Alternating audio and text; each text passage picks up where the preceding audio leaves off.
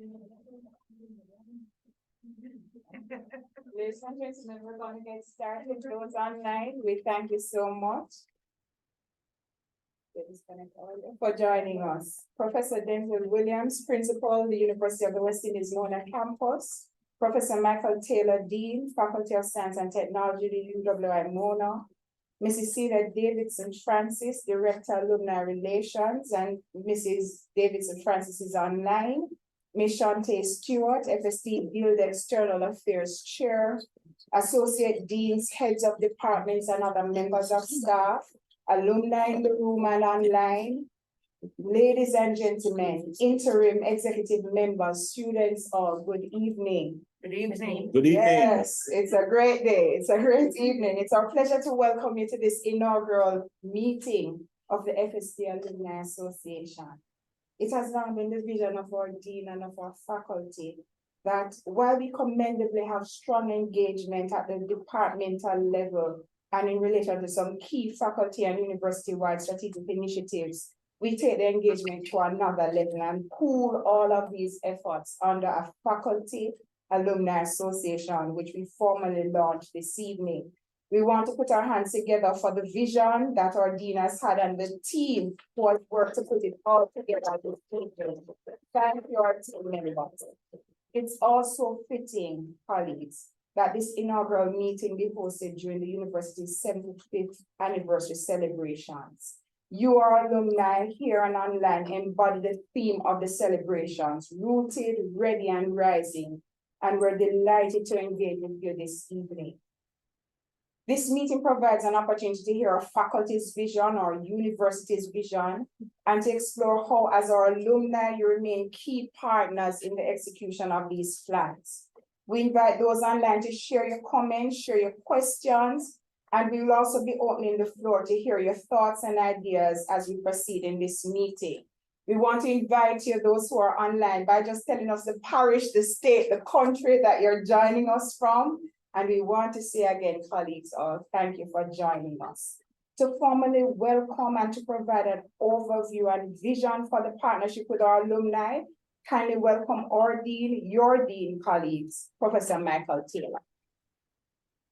Is it okay if I? Absolutely, Prof. Absolutely. Yeah, I just need to share something from my screen. All right, colleagues, thank you so much for coming and being a part of this.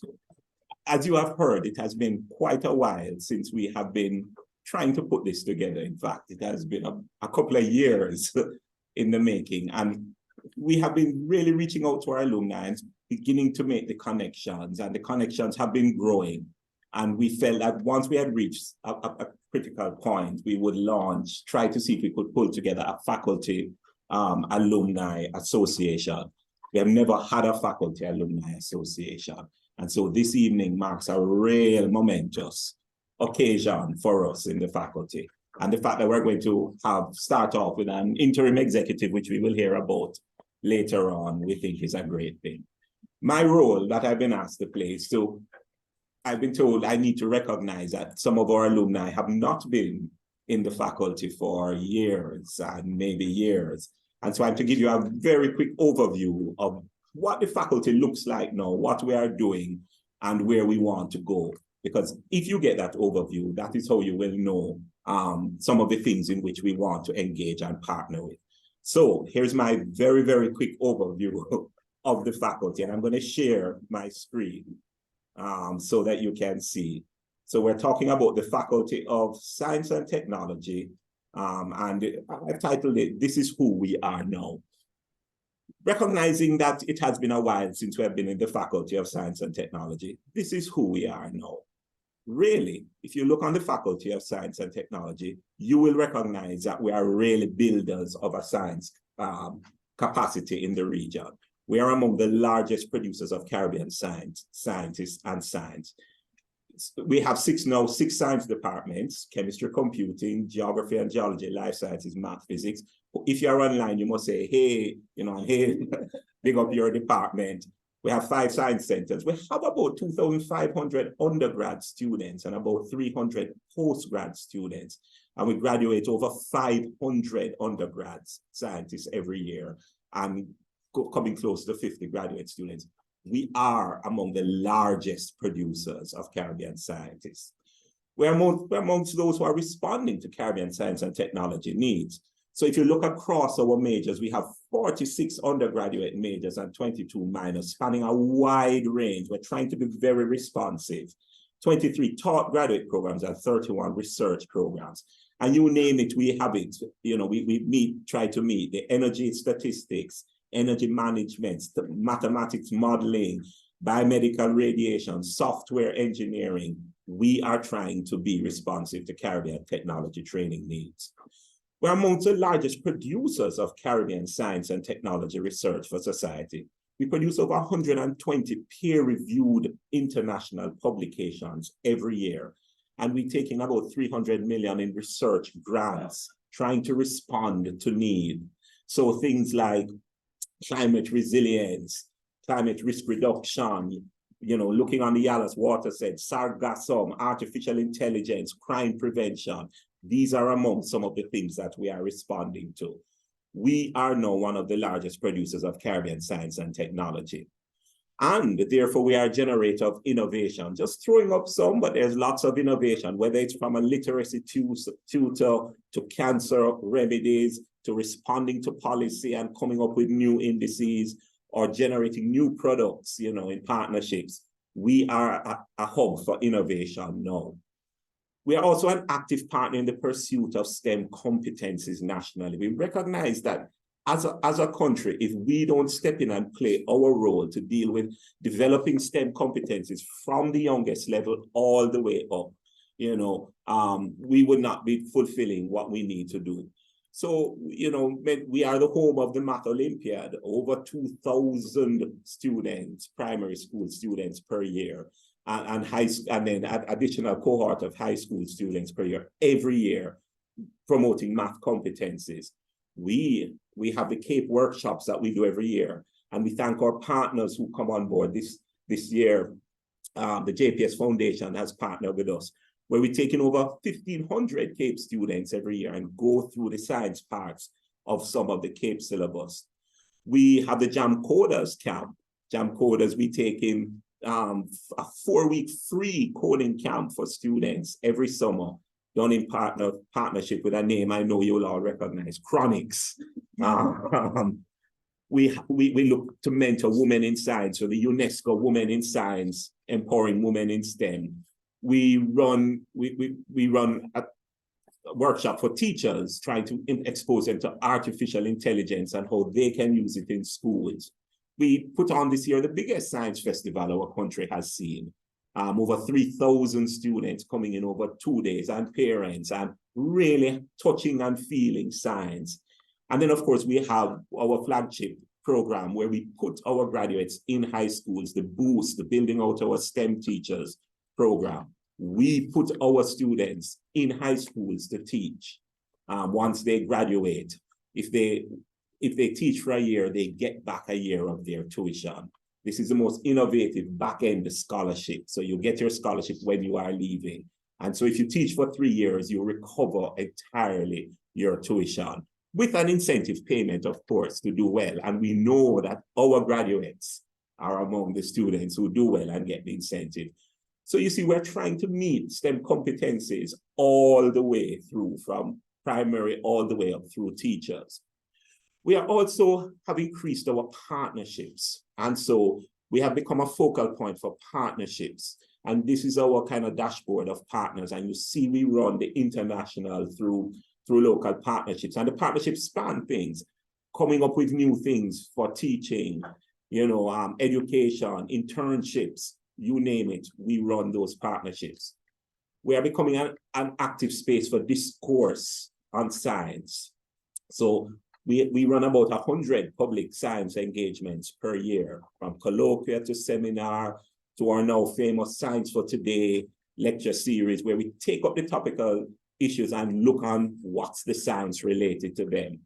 Or we launched last year the Forecast Conference, the first conference that jointly staged by all the science faculties of the UWI plus the University of Technology.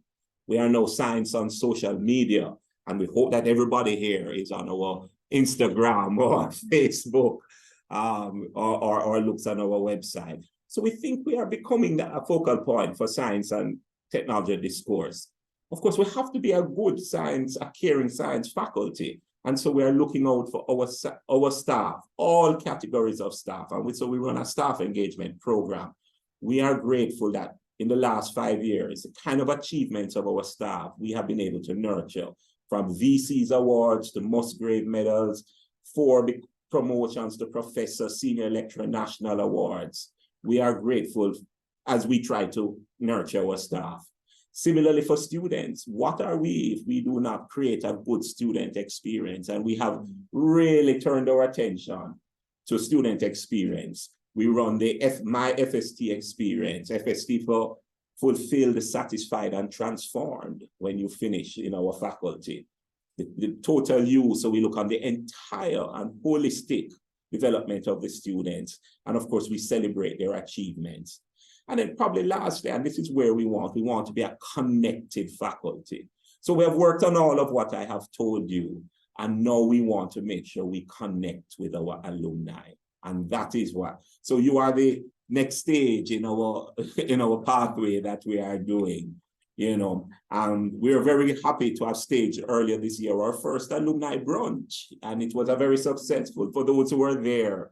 You know, I think we enjoyed the brunch. It was the first gathering of our alumni. We hope to make it an annual event. And then we are now developing our alumni association. And of course, we have an endowment fund run by UEDF for us, where our alumni can make contributions. Because we have to make science and what we do sustainable. Going beyond and into the future. So when we are not here, the things can continue and grow. So that's who we are. That's my very, very quick idea sharing of who exactly we are: builders and deliverers, partners and producers, generators, innovators, focal points, nurturers. And so to close, really, the question, you know, that we will pose is, where are we going from here? You know. And I like this picture because this is actually, I'm putting it out there for our alumni, this is actually a picture of what we hope will be our new computing building, or what we will call our START Center, you know. And you may not recognize, but it has a living lab on the roof, you know, and it's 3 stories, and it has all, but this is our dream. This is where we are going, because big data and data science and the ability to use it in interdisciplinary ways and having the labs to do so, that's where we want to go. In truth, what we are saying is we have some science capital which we want to make use of. We want to become a national and regional hub where we own and lead science. And I think we're doing a lot of it now, but there is so much more. So let's make use of the interdisciplinary science departments, the science capacity, the significant science real estate, the investment that we have made in national STEM programs, the easy interdisciplinary linkages with other faculties. And this year, the 75 years of a science culture, how can we leverage that now to do even more is what we are asking. We want to do it under what we call now pursuing a right science agenda. Reimagined science education, inspirational scientific pursuit, transformational science structures, and enabling science. We have an agenda. What we need now is the partnership. And to close, where we're going, lots of plans. Just throwing them out there so you know we have the plans. We're going to build out the Moan Academy of Science and Technology, upskilling, short courses, etc. And we're going to link it back to the Professional Short Course Institute, which the principal may mention. We're going to look back on a STEM starter program. You know, we're looking on, many of you are talk about N1 or prelim, right? Well, let's see how we can utilize our prelim to revolutionize, when you leave 5th form, exposure to the full range of STEM rather than being buttonholed into certain areas. And you see the whole thing, you know, the science database, the Everything Science National Database that does not exist. the science and culture that is mural or something that's not there. The ideas lab, when you have a great science idea, whether you're a student, a staff, we need that focal point to take it, where to take it to. And so we know we need some critical things, the NMR, for the chemists, the scanning electron microscope, the HPS, but we need them, you know, so that in that structure of the ideas lab, so that we can take ideas and really revolutionize the country.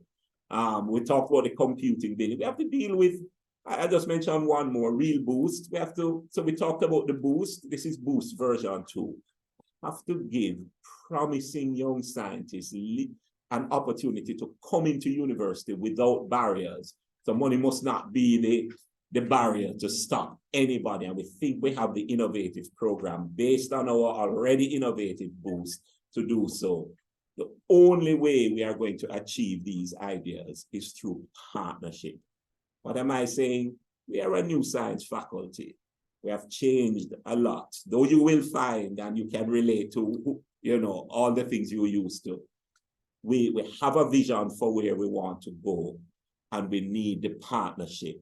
That is why I am extremely happy that today we are launching the FST Alumni. Thank you very much for listening, and we look for where the conversation will go.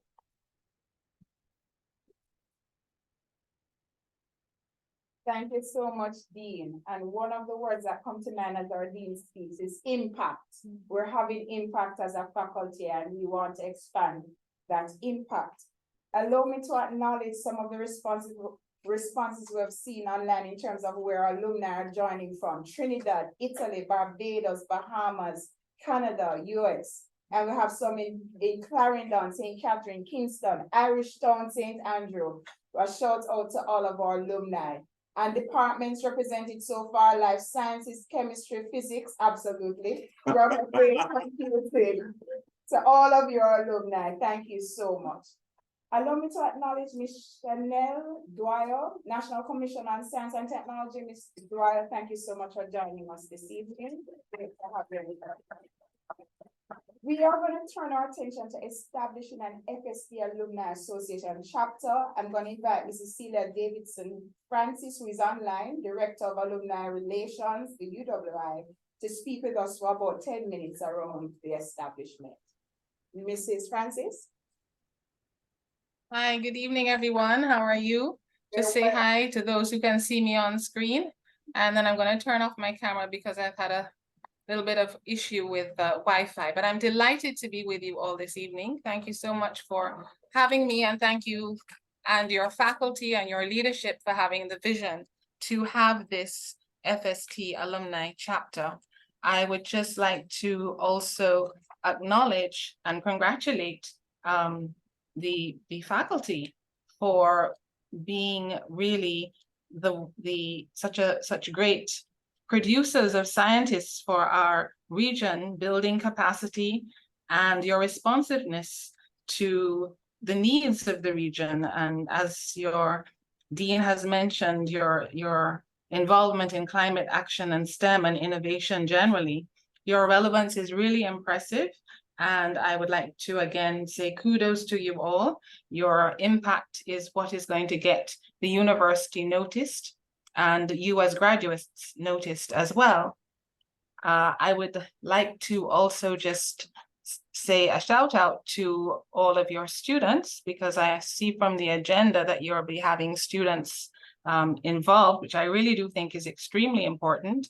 Students are our future alumni, and one of the innovations from my office was to create an ambassadorial corps called Students Today, Alumni Tomorrow, as without students, there can be no graduates. So I'm really pleased that they're involved, and I'm sure this is the time to have them engaged, because when they're engaged at this point, they become really stalwarts when they graduate into the professional sphere. Additionally, I would just like to say hello and thank you to all of the interim executive members who will be speaking later. I have to leave for another alumni meeting shortly, but I want to take the time to acknowledge you and to thank you for your service to your university and your faculty. I'd like to now just quickly give you kind of an overview as well as to what my office does and how we can help you become a vibrant association. Because what we want to do is really focus on ways that we can help facilitate that process. I'd like to let you know that we do have, I wrote an alumni relations strategic guide for the university, which is available 24/7 online, and basically can answer any questions you have just in case our offices are closed or you cannot get in touch with us. But it does serve as a guide for every category of staff member, of faculty, of executive management, campus management, and graduates themselves as to how they can be engaged. And the main aim of our chapters is just that, engagement. I was very happy to hear how often Prof. Taylor said engagement in his brief overview, because that is what we are all, the Alumni Relations Office, that is our main purpose, engagement. Some persons get a little confused and think we're all about fundraising, but no, let me just set the record straight. Fundraising is not our priority, though it's an important part of what we do, but we focus more on philanthropy, and I'll get to that in a little bit of time. I'd just like to mention a couple of programs that we have on the books, so to speak, which have become a little less known, I think, over COVID. But now that we're getting fully back into face-to-face, I'd like to tell you about our alumni engagement program, which I know that you already do in the faculty, which is basically encouraging alumni to come back as guest lecturers, to invite students to their companies for tours of their facilities, to give them job shadowing or internship opportunities and employment opportunities as well. But for us, it's important that we measure this and we know how faculties are doing and how often they are inviting people back. So we've actually created an app that we can send out to lecturers. And it's very easy. All we need is to know what the occasion is. Is it a guest lecture? Is it just a tour of a factory or another lab?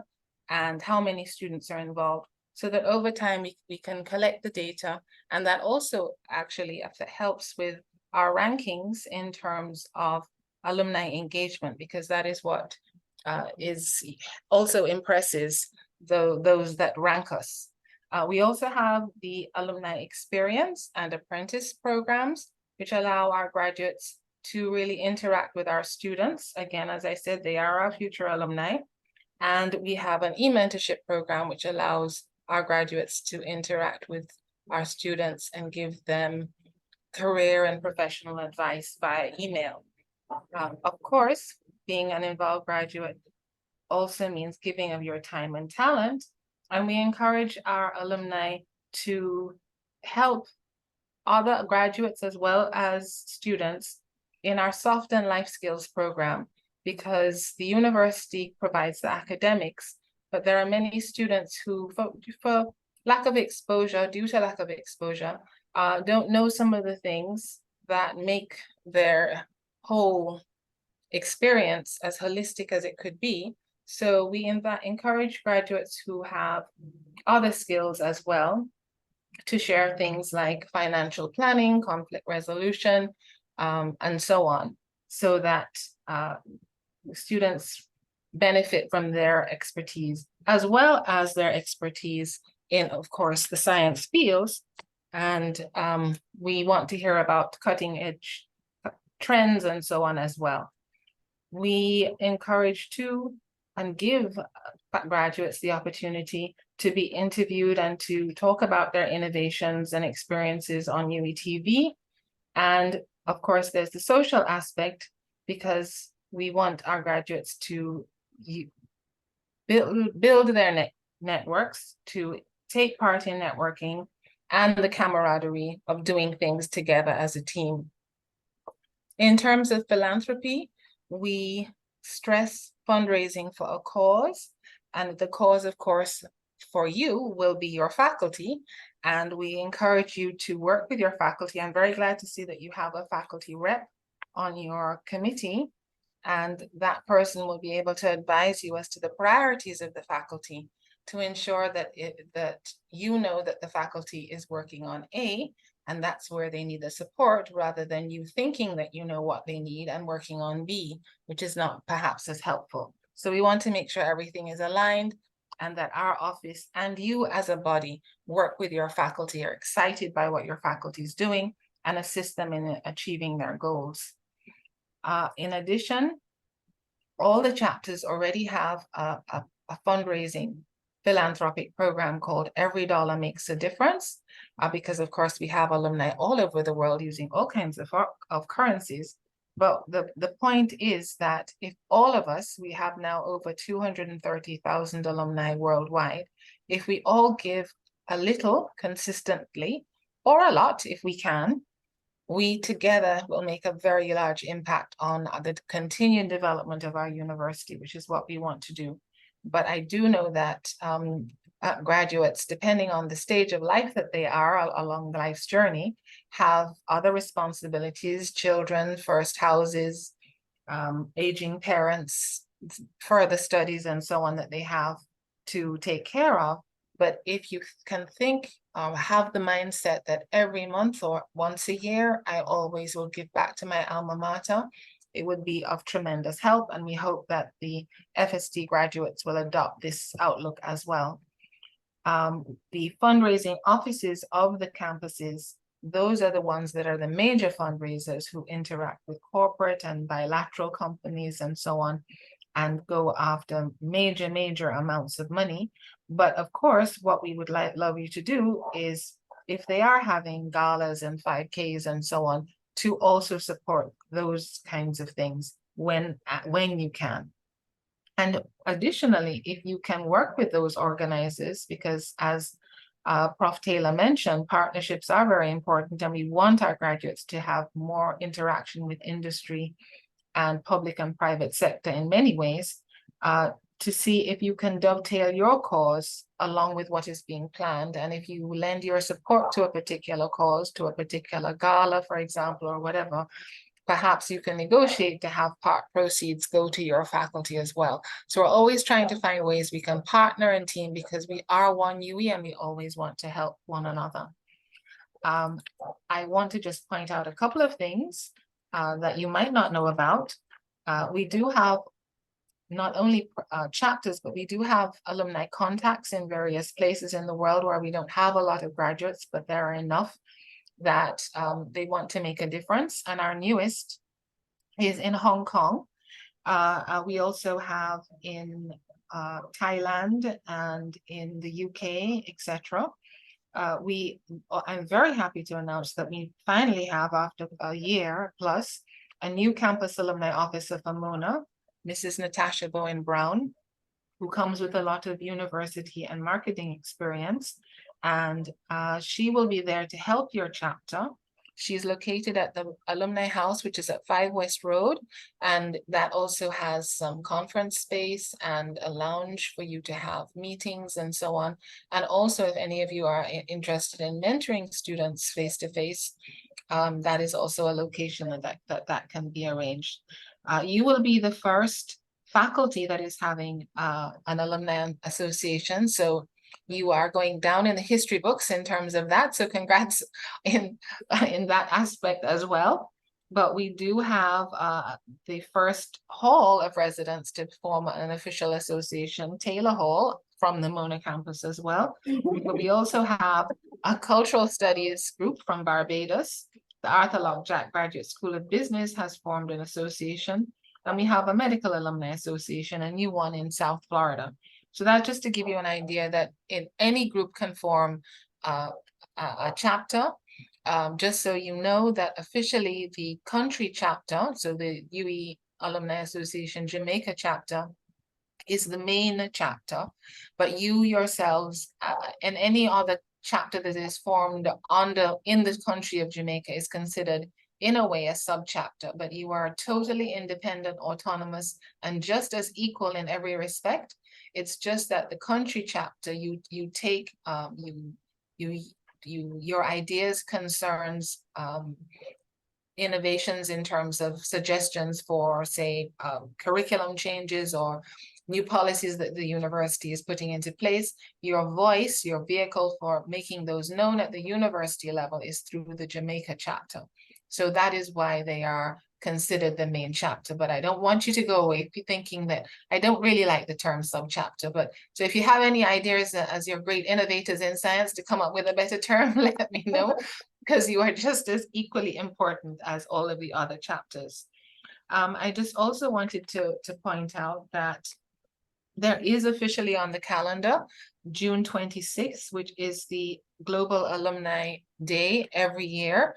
And I would love your graduates to let us know what they have been doing, their innovations, their achievements, and so on. It's a day really designed just to simply celebrate our graduates. I was very, very insistent that we have one day, because the whole point of a university is to produce graduates. That's why we are all here. And our graduates really are our richest potential, and you are our greatest product. So we need to say, hey, you're doing well, and to make you have an opportunity to get together and reminisce and so on. So that is the day. Please put it down because it doesn't change. It's always June 26th. And we are looking forward to what FST is going to be bringing next year. I also wanted just to quickly mention a couple of things that my office does that you might not know about. We have a website, of course, and if you join the website, and I should mention too that you will be joining, there is a $30 one-time fee, which allows you to become a member. It also allows you to receive the UE Nexus, which is our monthly e-update. So you have an idea of what's going on across the university. We love to hear news from you. So if you want the faculty to be featured, please send me the news and I'll include it in the Nexus. We also have an alumni magazine, which comes out annually, and we would love to have stories put in there. So for posterity, we can pick up a magazine and say, oh, FST did this in this particular year. So don't be left out. Please let me know what's going on.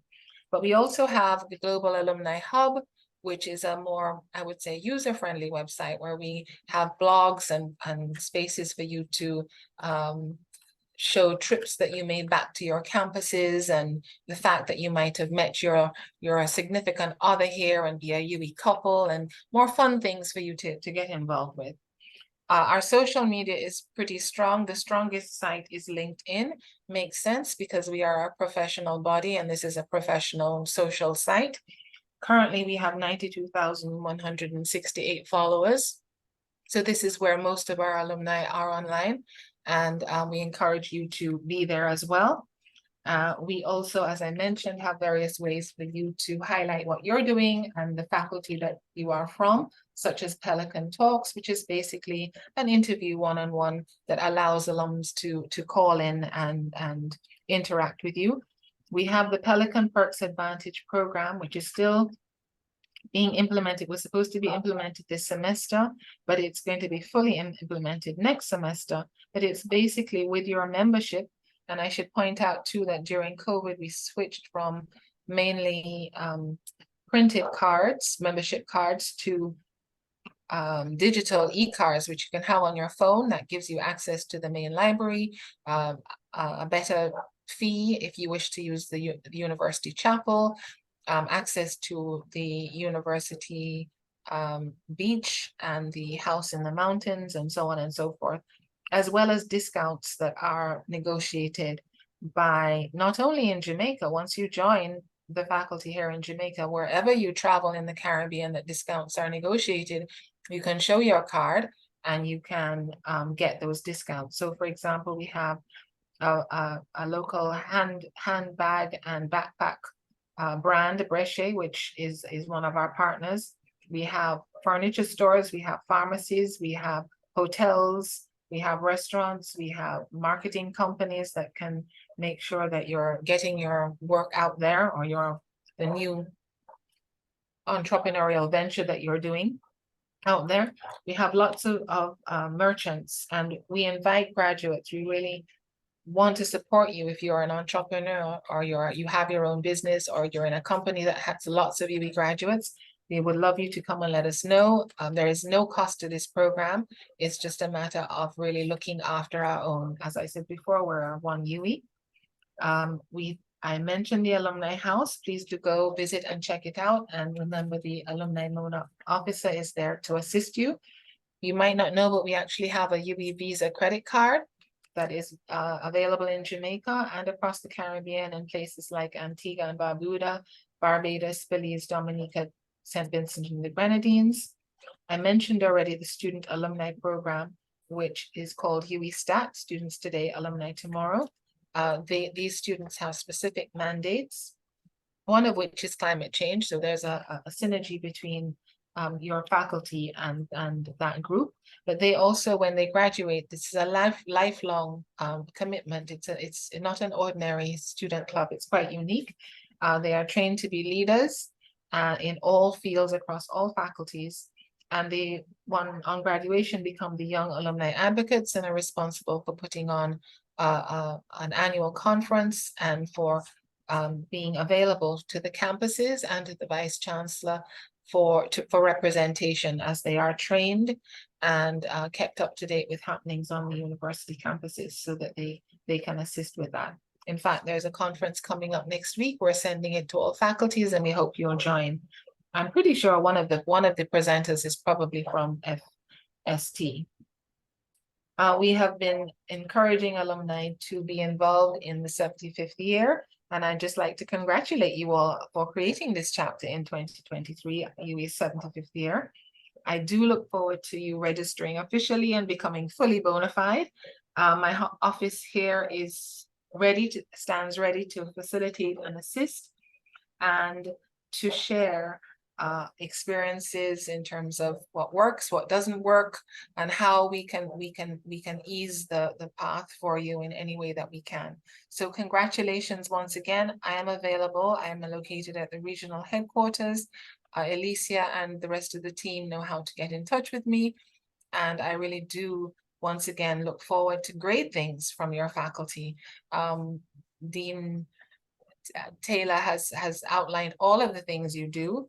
And I know that I will be hearing a lot more from all of you in the future. So congratulations once again. And I wish you the very best and look forward to working with you. Thank you. Thank you so much, Mrs. Stephen Davidson Francis. Alumni, we can appreciate that Mrs. Francis has highlighted some of the opportunities available to us. I would invite you in the chat, just drop in the chat what opportunity you have already accessed or that you are interested in. Ladies and gentlemen, we want to give the principal the floor. The principal will be leaving us at about 7 p.m. And so, ladies and gentlemen, put your hands together as we invite the principal to give it a start. Yes. Yes. Okay. Thank you so much, Deputy Dean, Professor Stevenson. And let me just say how pleased I am to be here. I actually knew that there was something special about FST, but I did not know until Celia mentioned that you're the first faculty to create your own alumni network. That's just the additional special. But thank you very much for that, because I always thought about it and said that I know people are generally more connected at the sub-level than at the macro level. So we're normally very connected to our high school. We're normally very connected to a hall of residence. We're normally connected to a faculty. But we don't normally have that institutional connection like that. And so it's a very unique strategy to try and pull the people from your faculty and say, come to us and link with us. But I do hope that when they put their money in the endowment, we can get some of the central level as well. So that was the catch as I was coming. But on a serious note, colleagues, I really want to applaud Dean Taylor and the entire team in the Faculty of Science and Technology for the tremendous work that you're doing in moving science forward in this nation and across the region. I think it's a wonderful thing. I think your idea of making your faculty become the go-to place for science is a very tremendous tagline. And it's not just a tagline, but a vision that we should actually all embrace.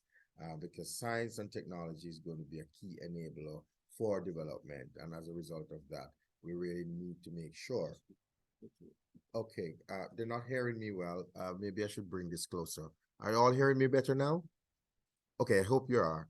But science and technology is going to be a great enabler for regional and national development. And I'm very pleased about the idea of making science, Faculty of Science and Technology, the go-to place for science in the region. And you know, we will expand it globally. But it really fits nicely into the general theme that we have been unraveling as we think about the campus going forward. And that is how we're recentering the campus, starting to focus on its core business as a university, which is really thought leadership, teaching and learning, research and innovation, pedagogy. Because at the end of the day, that's really what we're about as a university. As a university, we're here to build human capital, and we build human capital by engaging in the kinds of things that universities do, which is teaching, research, innovation, advocacy, activism, and then we impart that knowledge to a set of people who come in to get that knowledge from us, and they go out and they apply that knowledge in different places. The truth is that we have veered away from that a little bit, in the sense that our key focus has not been on that kind of core business that we have been operating on maybe for the last decade and a half. And as I indicated in a number 4 before, we understand the reason for that. But we're going to make sure that those reasons are behind us and get us to get back to the core, because it is through getting back to the core and giving our students an exceptional teaching and learning experience that we're going to have alumni that are coming out now fit into this alumni network. Because if our students do not enjoy and appreciate their time as students in the Faculty of Science and Technology, then this alumni network that you're forming today is not sustainable. Because as they say, great students today, great alumni tomorrow. And as a result of that, we want to make sure that our core business is taken care of so that we can produce a kind of students and the kinds of graduates that are going to come back and help us to build our institution going forward. And so it is very important that the faculty sees the alumni as not just a set of people who are going to just give you money. Alumni are great. Alumni are greater than that. They are much more than just putting some money in an endowment fund. They are a great source for human capital. They're a great source for idea generation. They're a great source for interaction and network building and ensuring that our students get the right kind of network out there. They're a great source for coming to give special guest lectures and all those. All of those possibilities are there. They're a great source for just generating business ideas from the research that we do here. A lot of our alums, they are in various portfolios and positions of policy making within corporate enterprises and governmental and non-governmental areas. Those experiences that they have, they should be able to come back and say to us how we use what we have learned here and what you're doing here, how we partner in order to know to make sure that you get value from it commercially and also we get value from it as well. Those are the kinds of ways that we need to start thinking about our alumni, because I think we have a kind of a limited view that alumni are the only people we go to when we want some funds. Yeah. And that view in and of itself is so limiting that we don't get a chance to engage them properly. They're a huge resource that we have out there. I would call them the third sector, if you wish, of the university, because they're such a huge resource that we can all depend on to do a lot more things. And I don't know if you remember the African proverb that says, if you want to go far, go in company, but if you want to go fast, go alone.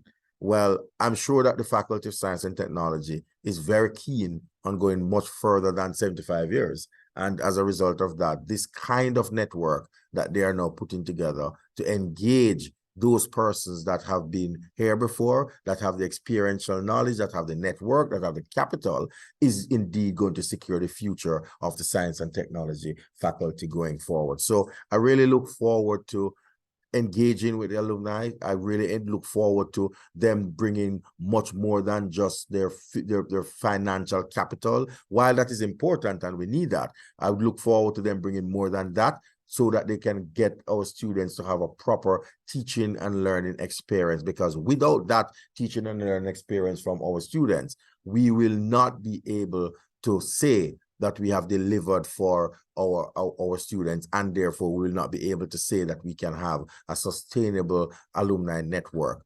It's very important that we also make sure, while we're talking about the kind of teaching and learning experience for our students, that we have to look at our infrastructure. The truth is that I have taken the time since I've been here to go around and look at a number of spaces and stuff within the campus and the broader community. And I must say that our facilities are not at the place that we would want them to be. They are not at the kind of level that we would want them to be for a world-class university, because we're a world-class university. As you all know, we're ranked in the top 5% of the best universities globally, and that is not something that you take lightly. We are indeed a world-class university, and our infrastructure now have to match that kind of world-class facilities that we have. And so we are endeavoring to build a fund that is going to focus on investment in infrastructure. So we are going to be ring fencing the fund, the monies in that fund. It is not going anywhere, Dean, close to operational expenditure. It is going to be dedicated to infrastructure only. And we want to build that fund, and we want to say to our alumni, we are seeding that fund to the tune of about $500 million Jamaican dollars, and we're asking you to make your annual contribution, your monthly contribution, your weekly contribution to this fund, so that we can grow the fund to a level where we can now make repairs to our classrooms, to our laboratories, build new laboratories, build new library facilities, build new facilities in terms of our lecture theaters, etc. We will have a plan to work with that, and we're going to have a manager who's going to manage that fund for us. As I said before, it is not a fund that is going to go anywhere towards our OPEX. It is going to be a strictly capital fund that we're looking at, capital projects fund, so that some of us here may not benefit from it. But what you do know, when you come back as alum, you will have a proper library facility that you can go into, and you can do the kind of, technical work that is important for your company, your organization, etc., or just do your own personal development. But our students who are to come, we will make sure that they enjoy very world-class facilities for our faculty that is actually going to be at the level that our university is at in terms of a world-class university. What bothers me is that when we look at our infrastructure over the last maybe 2 or 3 decades, a lot of these infrastructure remain the same. No major improvements at all. And we have to applaud our students, because they themselves can understand that, yes, we would want things better, but you have held strain, you have decided that, well, you're a partner in the process, and so as a result of that, you really don't want to disrupt the teaching and learning environment. You really made a sacrifice, and for that we really want to applaud you, because it could have been very different.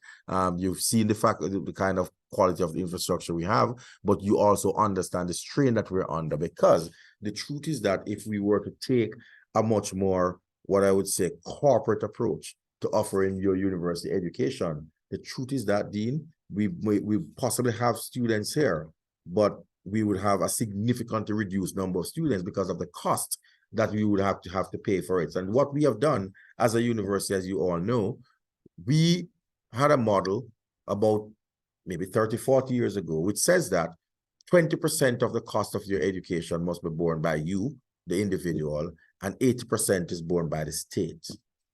Where do we find ourselves? We find ourselves that the state bears 35%. So every dollar that it costs us, you pay 20 cents out of the dollar, the state pays 35 cents, that's 55 cents. Do you recognize that the university itself has to find 45 cents? So when people say that the university is not entrepreneurial, that's why I have all these arguments about really what that is trying to say. Because if you think about it, you have $1 to spend, and the university gets 20 cents from you, 35 cents from the government, that's 55. 45 cents we have to actually find through all the activities that we do. Now, we could have easily shifted a portion of that 45 cents to the students and say the students should pay 45.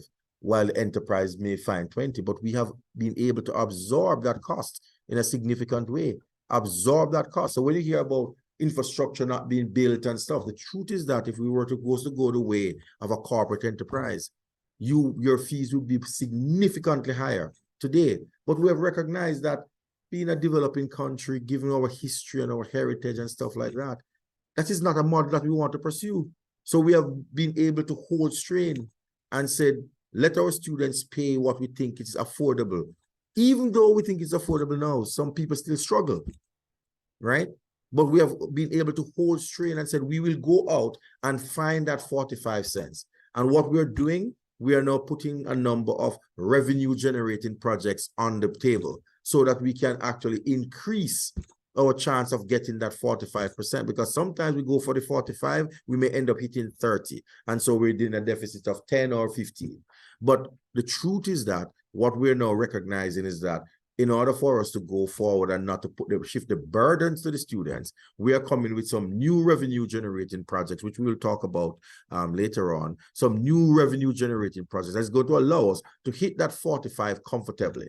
And we're asking the state to stabilize where you are. If you can do more, yes, but we're not going to harass the state because we know that the state has a significantly larger number of the other issues to do. So we're not going to harass the state. We're saying stabilize where you are, but make sure we get it. Our students, we're going to find an avenue that you can also access it, because one of the things that we spoke about, Dean and I were in a forum yesterday morning, and what struck us is that a lot of our students find it burdensome to take on a student loan. Now, there should not be an aversion to student loan to fund your education, because the students are generally seeing it as a cost, but it's not really a cost. It's an investment that you're making. Just another investment that when you leave here, you want a nice car, you want to live in a nice apartment somewhere in Wellington Drive. It's an investment, but you are going to make that investment today in your education. The payback period may be longer than when you do for your car and stuff, but it's an investment that is going to last for a lifetime. So taking a student loan should not be seen as burdensome. So what we are arguing is that the student loan institution themselves must ensure that when they grant you a loan, it is not burdensome on the payback side. And in that way, you're more encouraged now to want to participate in the scheme. But never be afraid to take on a student loan, because nothing is wrong with it, because you want to fund your education, because this to me is the greatest investment that you will ever make. When you become alums, you're going to recognize how significant that investment is. And what you will also recall, or you will recognize, is that do not think about your salary today that you're going to have to use to pay back your student loan, because what you will recognize in the labor market, your starting salary within a decade is going to be significantly different from what you are today. So when you look at your payment within a decade, you're going to say, oh my God, this is really what they're taking out of my salary for student loan, but it's fine.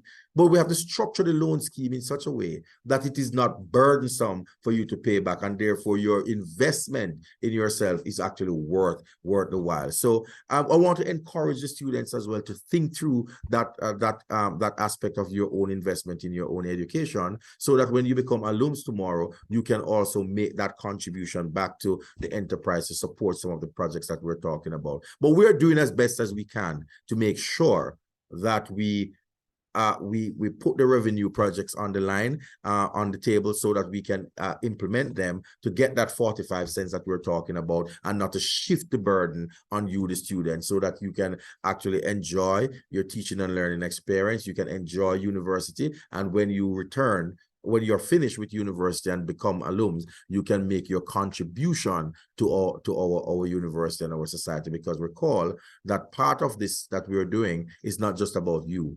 It's really about how you're going to make the next generation better off than what you came and saw. So we look forward to you making that investment. We look forward to you joining the alumni network at the Faculty of Science and Technology. We look forward to you making your contribution to the university.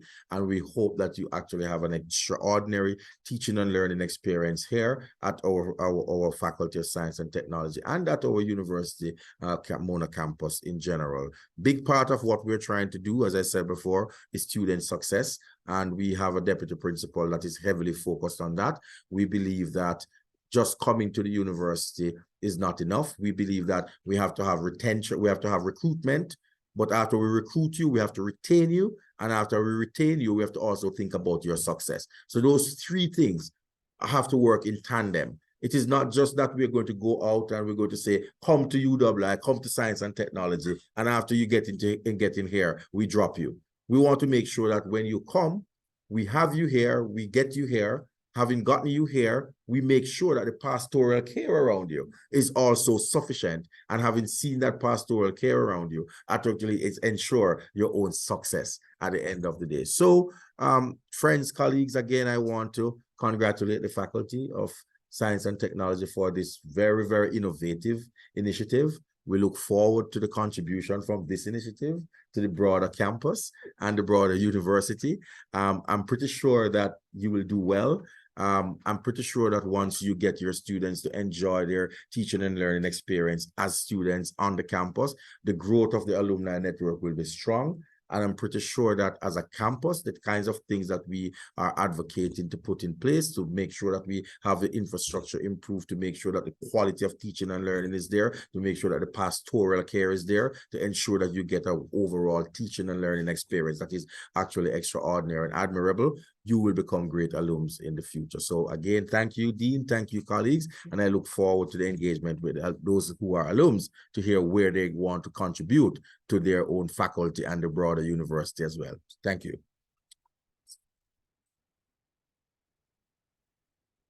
Thank you so much, Principal. Principal, are you able to take two quick questions? Yes, I would be happy. Alumni online, could you, if you have a quick question for our principal, could you just open up your microphone and we welcome the question, or could you use the raise hand feature? And in the room, any quick question for principal? And while we wait on those questions, Dean, we hear the principal implicitly saying that our computing building dream is closer than we think. Yes. Contribute to that fund, that would be great. Yeah. Put in words in your mouth, Principal. Yes. Do we have any questions? Well, we see a distinguished alum from your faculty there, Mr. Andrew Lee, and I'm sure that the computing building is close to his heart. Yes. Andrew, welcome. Yes. Good. Welcome, welcome. Do you have any questions? Christopher, you want to go ahead?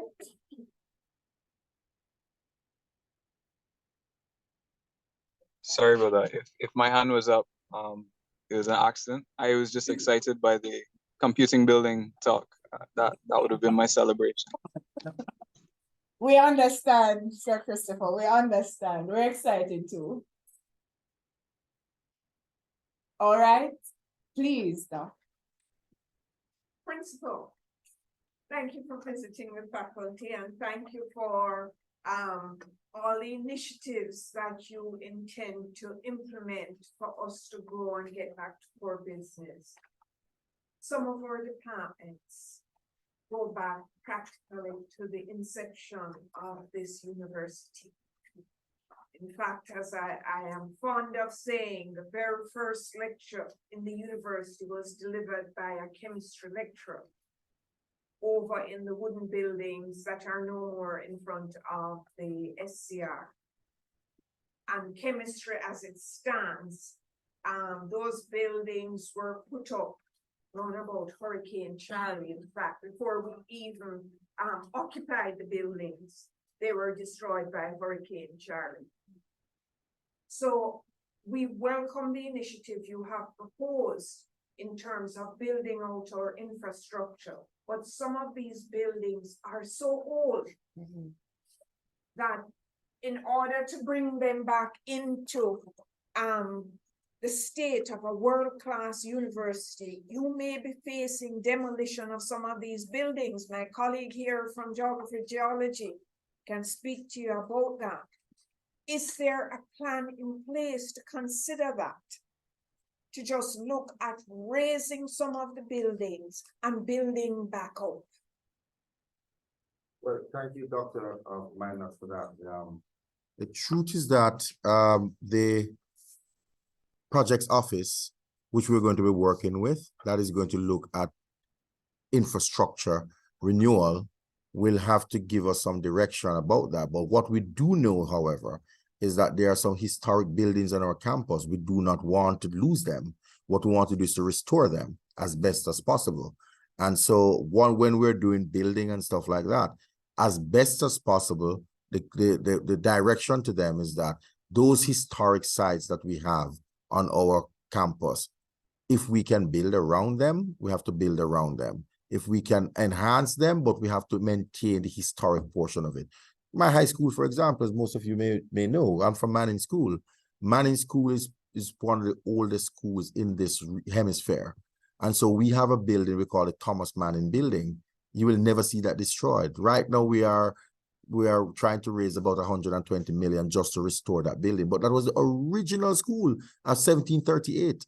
And we don't intend for them to grade it down or do anything with it, but to make sure that even if it is not being used, we can secure it as a historical site, because a lot of people still come there just to look at that building that was there from 1710. So we have to do the same thing for our campus, those historic buildings, making sure that we preserve them as best as we can, and we can build around them. Well, I think we have enough land space here that even if we don't touch these historic buildings, Dean, we can build around these buildings to get things going. But I'll be guided by the project office team. What we will be doing is to make sure we raise the necessary financing and also get the technical people to know, give us the direction as to how we go with that. Yes. With that, then let's just put our hands together as we thank our principal. Thank you. And we understand when we see our principal shift ahead to his next engagement, we understand and we just want Sorry, to I have a thank 7 you. o'clock. We- We're past 7, yeah? Okay. Yes. Thank you. Principal. Only 7:10, principal. Yes, thanks a lot. Yes. But we appreciate the principal. Thank you so much. No problem, sir. All right, our colleagues, as we proceed, we're gonna move to hear some student views. Before we invite Ms. Shante forward, allow me to acknowledge our FST Guild representative, Ms. Catherine Lloyd. If you could just stand so we could just acknowledge you.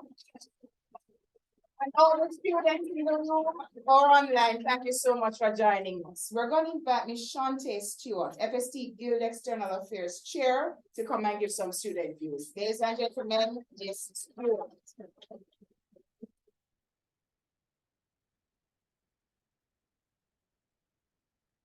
Reflect upon your initial day within the Faculty of Science and Technology. A day marked by a mixture of excitement, eager anticipation, and a touch of trepidation. However, as time progressed, it got better. You did not only discover textbooks and classrooms, but you made relationships. You built connections, and that is the kind of connections we want for the students. Professor Michael Taylor, ladies, gentlemen, esteemed alumni, fellow committee members, good evening. Good evening, Ms. Stewart. Today, we, the students, stand before you with a vision that encompasses the collaboration between us and our alumni, a vision that embodies the idea that together we can continue our legacy of greatness. Some students struggle to make it past the initial stage of uncertainty, and that is something we as a committee has been working on. Our infamous information deck, something that the students love, where we try to connect with the students, because we realize that students often come to lectures, they leave, they come to tutorials, they leave, and they never connect with their lecturers, they never connect with the students. So we have been trying to foster connections and build relationships, and that is something that we need our alumni for. Your insights as alumni who have walked these halls before are invaluable in helping us to build our students and create a better, more enriching academic experience for them. This vision that we have for FST includes a partnership where students can actively engage with alumni in and out of the university. Two of our upcoming initiatives for this semester is the Student of the Semester Initiative and the Siblings in Science Initiative.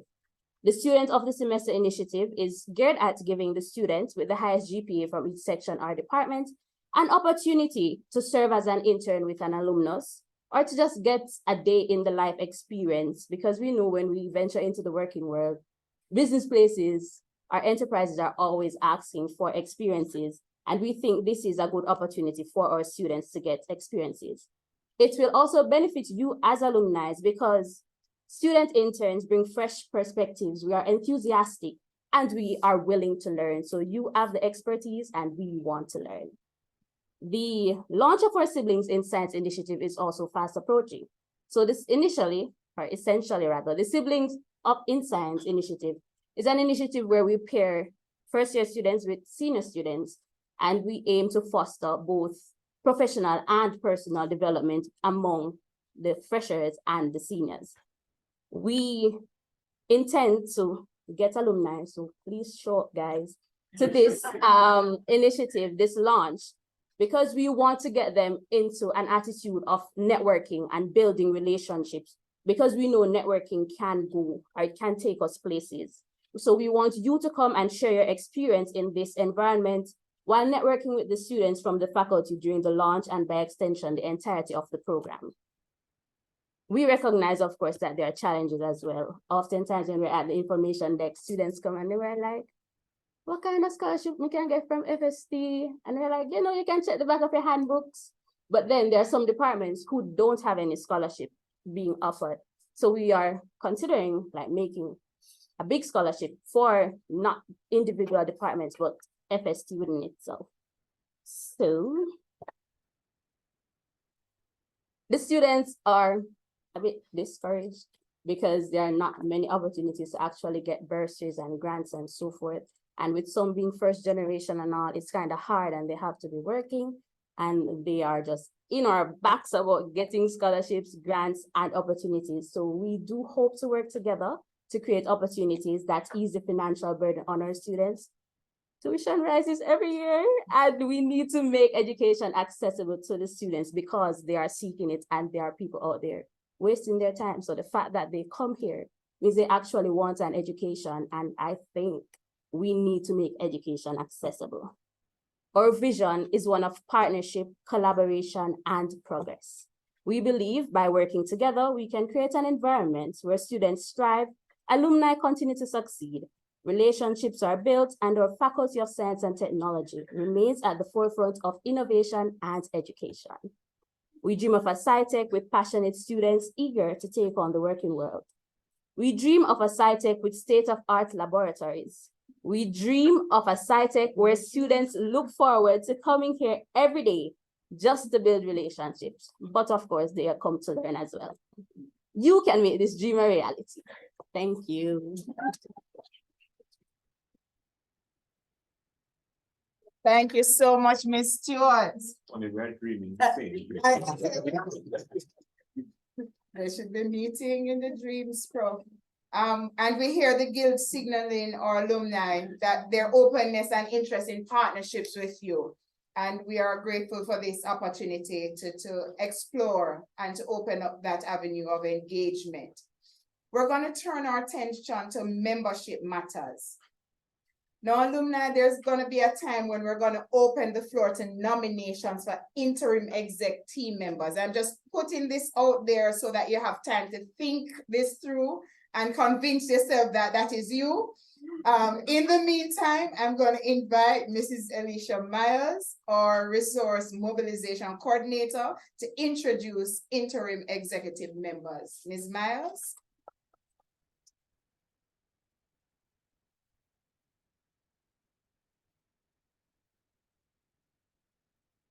Good evening, Professor Taylor, Associate Deans, alumni in the room and online, students, friends, good evening, good night, good to have you all.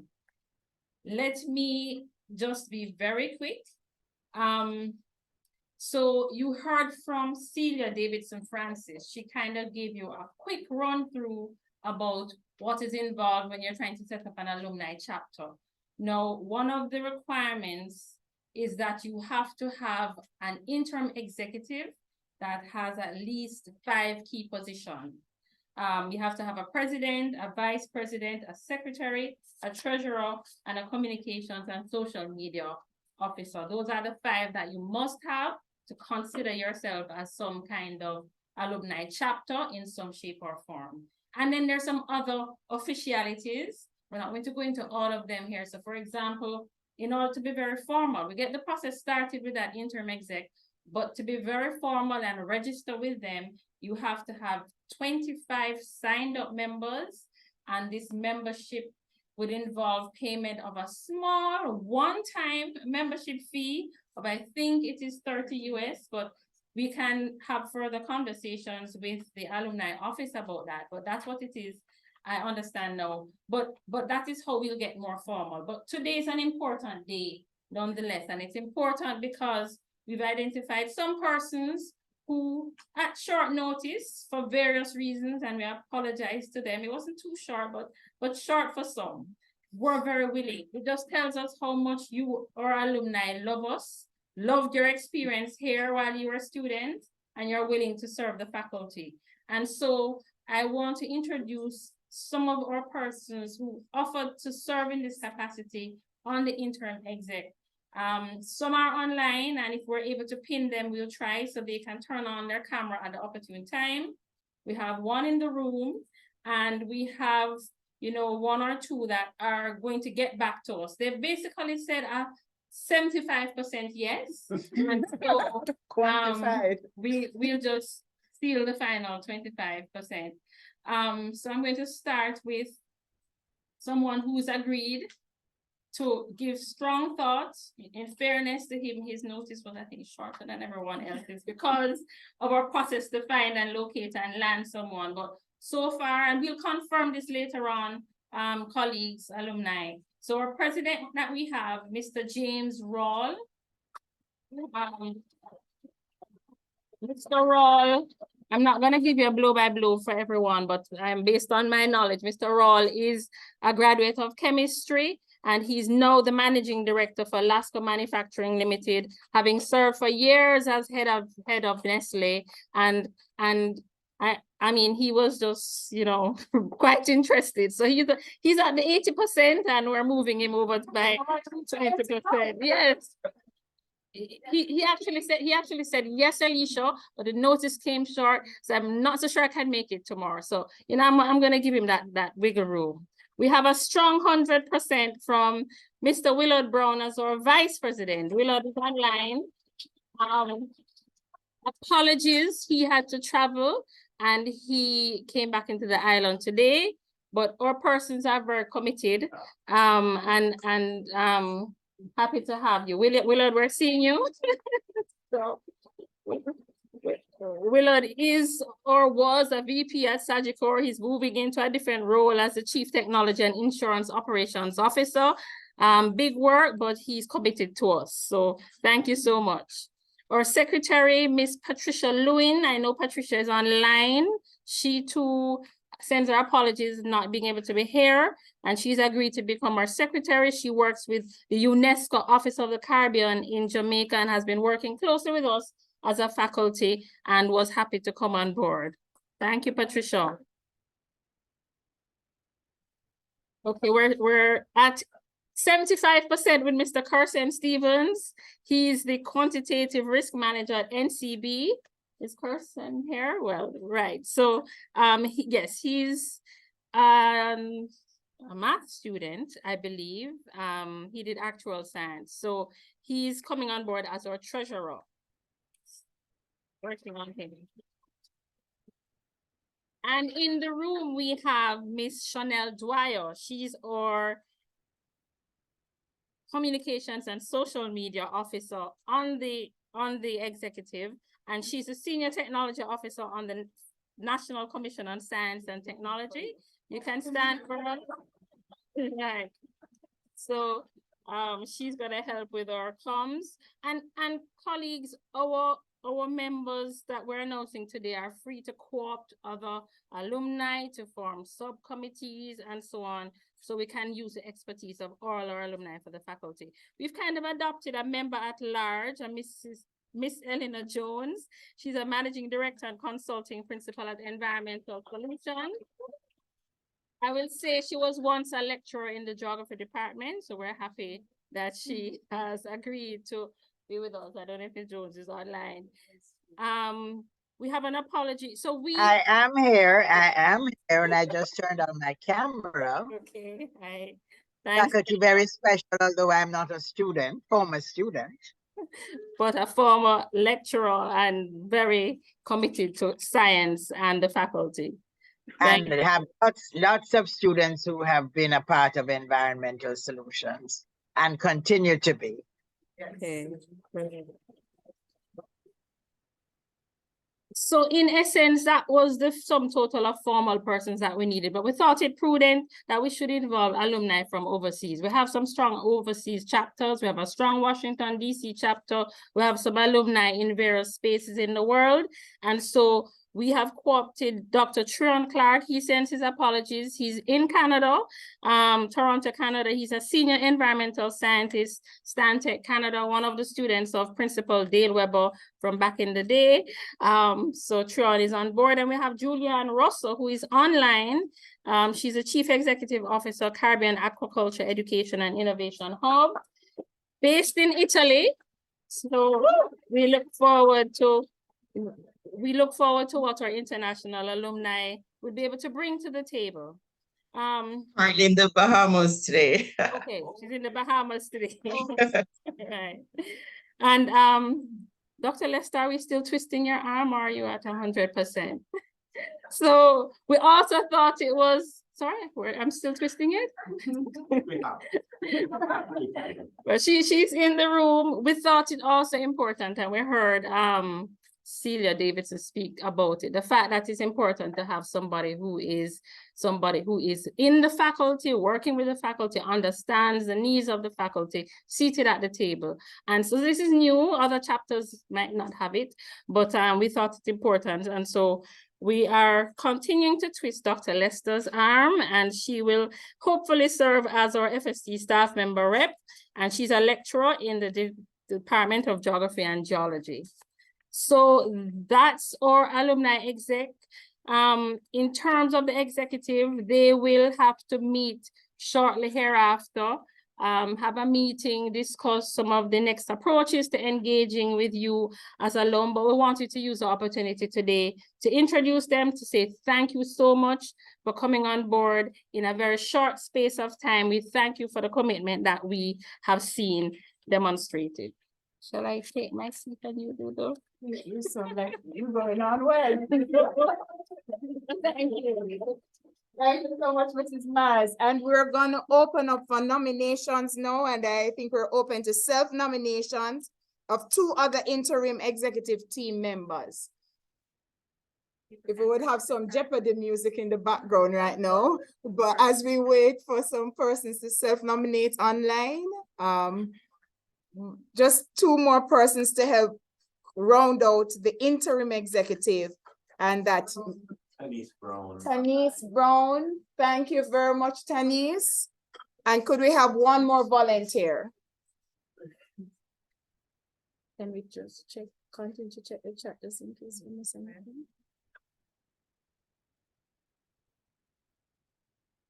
Tanise Brown. And Tamara Edwards. We put our hands together and we thank you. And we will run with those 2 additional interim executive team members. And we thank the interim executive again for your service to the faculty.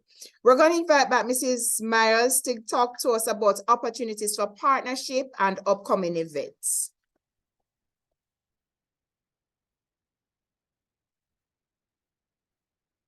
I'm going to be very quick again, because I think much of what Dean Taylor and the principal said kind of covers it all.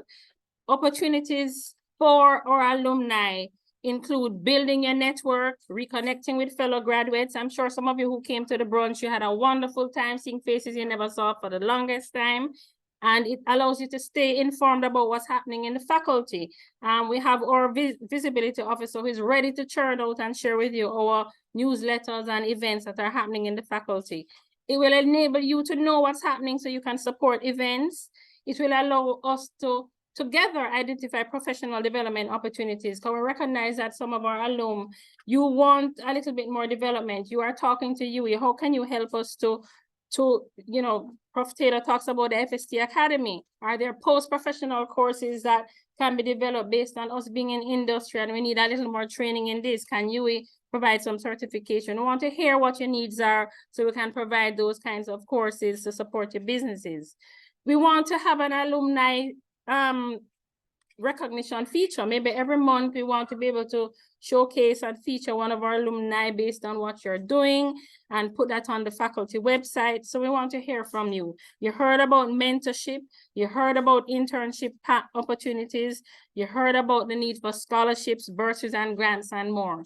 So it's a two-way, it's a symbiotic relationship. We want you to be talking to us as well. What are your needs so we can also try to meet them and meet them halfway? And you've heard some of the things you've heard from the students themselves. So a little bit about what we've done so far. We've put together a draft strategic plan for the alumni. I think we'll allow the executive to peruse it, digest it, build on it, toss out some things in it, but at least they have a baseline from which to work. So we're thankful that we have at least that in place. We heard about the brunch. That was a kind of bring alumni together initiative under the rubric of UE being 75, and we're happy that that happened. We had over 100 attendees, and it was quite a success. By virtue of the fact that we've engaged you, we had about 63 online earlier. We had over 100 persons that registered indicating that they wanted to be a part of this forum. We had about 150 persons that responded to different emails that we had sent out, indicating their interest and giving us their data. That's a big plus for us. That's a big plus, and we are celebrating that as an achievement, and we're happy about that. Some of you may not relate. Prior to 2000, some of us had no emails. Email wasn't a thing. And so our challenge is to try to find our alum that were the pre-email era. Is that how you say it? Right. If there's, but that's part of our challenge too, how to locate some of these persons. And this is a start. That's why we need any of you to spread the word. There's some of us who were here when the faculty was called Natural Sciences. Anybody in the room like that? Yeah. And some of us were here when it was called Pure and Applied. Anybody in the room like that? And then when it was called Faculty of Science and Technology and Engineering. Okay, I'm forgetting that step. It was Faculty of Science and Technology and Engineering, and then we dropped off the engineering. So we've gone through so many stages. And when it was Natural Sciences, there were no emails. So, we're trying to find persons, and that has been a challenge, but we're so happy that we're able to round up persons. And, symbolized by the readiness of you guys to participate this evening. So very quickly, upcoming, are we having another brunch, Prof. Stevenson? Yes.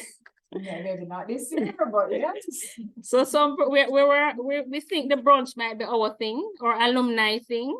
We'll certainly discuss it with the executive. They may have bigger and better plans. But that is something we started, and we don't know if we're gonna have another one before December, but we did have one July 16 to be exact. And it was good. So just saying, we have some things that may come up down the line. One of the things when I read how chapters are to work, I'm told you have to do, the executive has to have at least 2 activities per year, and they have to meet at least 3 times. That's the executive. So I'm sure the executive will work to us to do at least 2 activities minimum, and they may do much more than that. We have coming up what we're calling a donor stewardship event. Stewardship meaning you have to learn how to be grateful to your donors and your partners who have supported you. We are looking to have such an event in December. December 6th is primarily for our donor partners, those who have funded the faculty in any significant way, but we're using this event to also launch our endowment. Now, we already have a faculty endowment fund. A lot of that is being built up by contributions by our lecturers in the faculty, and a lot of our lecturers are alum, and that's salary deductions that are being used to grow this endowment. We also have 2 scholarships that have kind of come alongside this endowment fund. So we're going to formally launch it, and we want to launch it with significant gifts. Already we have some partners on board who are planning to come on board with, I think, a sum total of is it 50,000 US, doctor, might not Kate's, but I'm saying we're going to formally launch it. It's already there, it's already growing. And come December 6th, we're going to formally launch it, and we'll certainly let you know more about it to see how you can partner with us on that occasion. Everybody can't be in the room, but certainly we want you to be a part of that process. We heard about the needs already. I'm not going to say any more. So I just want to say next steps, I think, for us will be the executive having to meet, and we've said to the executive, we're going to provide some strong support as a secretariat, small though we are, support to you to get things going, get the work done. So they will meet and then they will reach out. We don't want to leave you out there. We don't want you to leave you hanging. We've gotten your emails and we're going to be staying in touch. And please also reach out to us as well. We will look forward to the formal signing of that's needed. UA 75th. Oh, the Gala. UA 75th Gala is coming up. That's in November 24. November 24. Should we tell them the price for the ticket? Yes. 120 US early bird. Before So- September 30th. So anybody who wants to come home to participate in that, and persons here, that's coming up that you can be a part of as well. Thank you. Thank you so much, Mrs. Nars. Alumni, we open the floor for any comments, any feedback, any perspective you want to share. In the room, floor is open. Online, you can use the raise hand feature or drop your comments in the chat, but we want to give you the floor and give you an opportunity to give us feedback and to lend some comments to the discourse.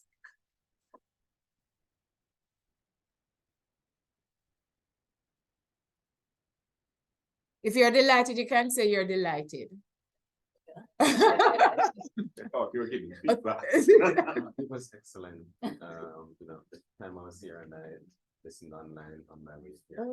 So I wish you all the best for Stella and for the rest of the team.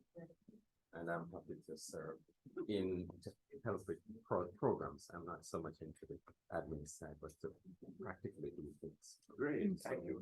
Thank you. Thank you so much. We appreciate it. We appreciate it. Any comments, any feedback, anything on the online? Sir Brown, would you like to say anything, Vice President? No pressure.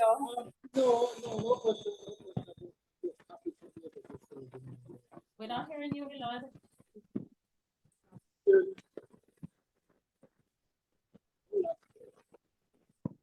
All right, is this better? Oh, Yes, absolutely. All right.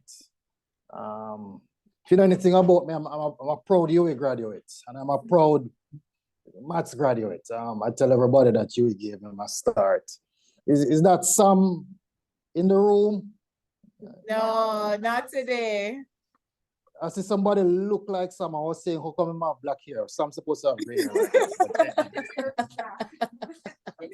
hair. Anyway, I just want to say that it's a privilege and an honor for me to do anything I can to take this faculty forward. I was really impressed when I heard all that we are doing now. I have to tell you, I didn't know 90% of that. That was outlined. We certainly have come a far way from when I was there learning COBOL programming and studying maths. You're dating yourself. Yeah, no, I'm old, but I can't hide. So anything I can do to help this process, I'm more than willing. Thank you for the opportunity. Thank you so much, Sir Willard. We appreciate it. Yes, please, Doc. I can't call names. Yes, But Doc. this is from a chemistry alum, since I didn't get permission to share. He indicated that this is a most commendable move and long overdue, and that everything must be done to develop, strengthen, and sustain this association in perpetuity. And I think a number of our alum online those we have not yet been able to touch base with, and those in the room would share this sentiment. So commendations to the faculty, congratulations. I think a number of persons were just waiting for this opportunity to be involved and to re-engage. So I just wanted to share that because I think it expressed sentiments that a number of us share. Beautiful. Thank you for sharing, Dr. Donna. It sounds like no other comments are forthcoming. There was one online, Tracy Edwards. Tracy, would somebody like to read it for us? Tracy said she's very proud of my faculty. No surprises. I'm looking forward to the dreams and vision. Unfolding. Sorry. Thank you so much, our alum. All right, and with that, then we're gonna continue. And one more. And one more. Excellent move, Dean and Deputy Dean. Really appreciate this move. Thank you so much, Dr. Dale. And with that, our colleagues, we will conclude this session. Allow me to do some thanks. So Mrs. Myers has dealt with the next steps. And so we thank the interim executive committee who will be meeting, who will take that draft strategic plan forward, who will formalize our membership in the UWI alumni as a chapter in and of ourselves. And we want to thank them for the initiatives that they will be moving forward. Allow me to thank our dean and the planning committee. Could I invite the members of the planning team who helped to pull us all together under this inaugural meeting of our Alumni Association? Please stand quickly. I'm sure our colleagues have had a long day. Could we stand, those who have worked together? I will sit while you stand. Oh, please.